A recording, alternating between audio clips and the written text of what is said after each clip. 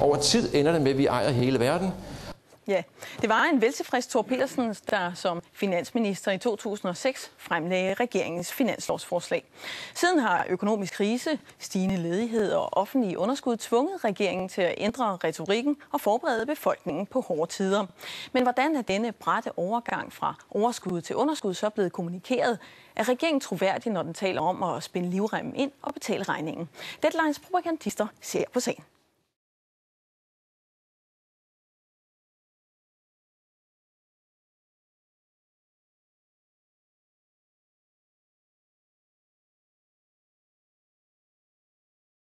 Og jeg kan sige her, at når 07 er gået, så er det mere end 100 milliarder kroner, at vi har på fordringer på udlandet i forhold, altså mere end de har på os. Så vi overvejer at ændre også arbejdsbeskrivelsen på foden, således at man ikke bare kan inddrive fordringer i Danmark, men også i virkeligheden kan gøre det på udlandet. Der må være en grænse for, hvor meget vi kan have til gode i udlandet. Hvis vi bruger vores store, fine tusindårsmodeller her, så har vi løst globaliseringen, fordi over tid ender det med, at vi ejer hele verden.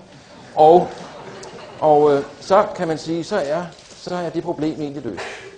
Men måske viser det noget om udfordring i at bruge langsigtede modeller, at de har nok en begrænsning alligevel. Men om ikke andet, så er det jo positivt, at vi har den frihedsgrad her, som grafen virker og viser.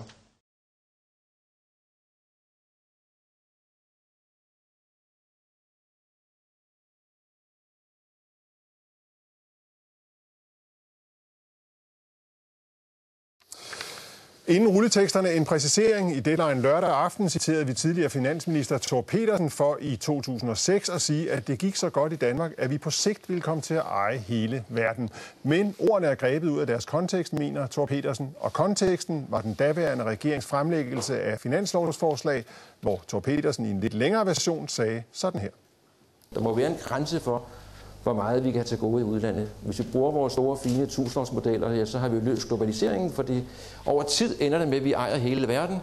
Og så kan man sige, så er det problem egentlig løst. Således præciseret i rette kontekst, sådan kunne Danmark snart eje hele verden i 2006. I dag skriver vi 2010, 31. august. Tak for i aften.